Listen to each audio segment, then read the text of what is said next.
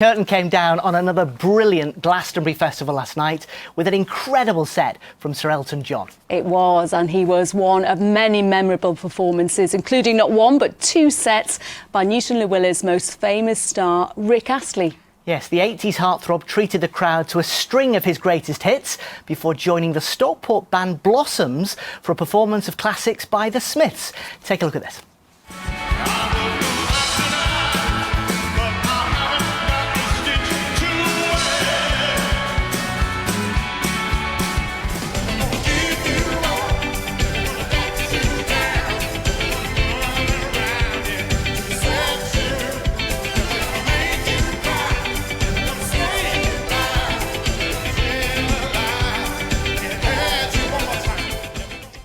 Brilliant. And a little earlier we had the pleasure of speaking to the man himself, and it's fair to say he's still on a bit of a high after his Glastonbury debut.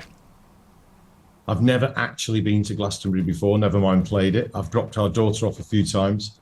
But yeah, and I thought, you know what, I need a new suit for that, that's for sure. And just a great time. The pyramid stage is just absolutely amazing. The audience are gorgeous, wonderful.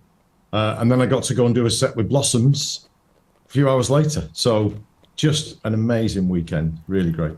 You looked so at home, but how nervous were you behind the scenes? I know a few people, friends and what have you, who've actually played that stage, other artists, you know, and I don't care who you are. I think you've got nerves doing that, you know. I think even if you looked at Elton last night, he had a great gig. He went down a storm, you know, massive, enormous crowd to see him. But I'd have to say, I don't know this. I don't know the guy well enough, that's for sure. But I think he would have had some nerves. I would think it's Glastonbury. It's a rite of passage. It's something else, you know. So, but I also think you have to enjoy it. And I kept telling myself before we went on, just try and be in the moment, because you may never get the moment again.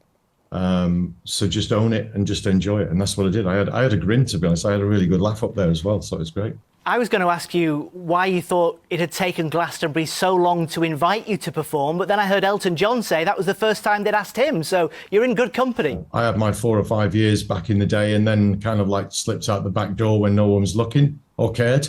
And then, you know, this last 10 or 15 years, I've been gigging again and slowly just ramping it up. We talked on air just before we went on there, just saying about the Peter Kay thing, which was, you know, opening for Peter at Manchester and obviously London as well. I saw you in 2007 at the Peter Kay concert and you were amazing. And then you did seem to slip out of the headlines. What brought you back this time? Yeah, I don't think I've ever lost the love of music. I think that's the important thing. I just don't love all the shenanigans that goes around it all the time, you know. And listen, I have no issue about promoting a record. That's the only way you get it heard. Of course it is. But I just sometimes think when I was a lot younger, I just think a few warning signs went off, and not to get too heavy, but you see it with artists sometimes. The best example I can possibly give you right now is Lewis Capaldi. You know, he's really going through some stuff, and he's been really brave about it, and he's talked about it. He's been as open as he possibly can. And, you know, he seems like he's got that, you know, strength in him that he's going to conquer that for sure.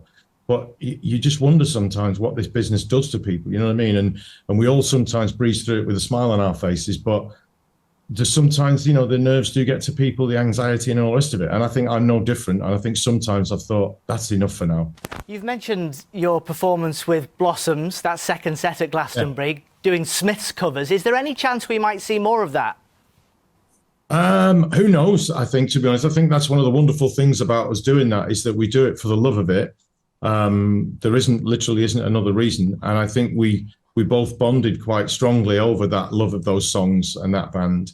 And there's something really super special about Smith's songs and the music and just everything. Now, listen, it's been quite a week, hasn't it, with Glastonbury? There's a new album on the way, and also an arena tour as well. And you're coming to the Northwest. Tell us about that. When I play in what is technically my, you know, backyard, which is obviously Manchester, and that arena, whatever it's called at the moment, it's been called a lot of things, that arena, but whatever it's called at the moment, and for me, Manchester and I dare say Liverpool, are, you know, they're both kind of quite deeply in my heart, because it's where I'm from. You know, it's still got a bit of the northern accent, I guess, and it's just, I'm a professional norther when I'm away from it, you know what I mean? So Well, we cannot wait to see you here in Manchester and Liverpool. Thank you so much for talking to us tonight. Thank you.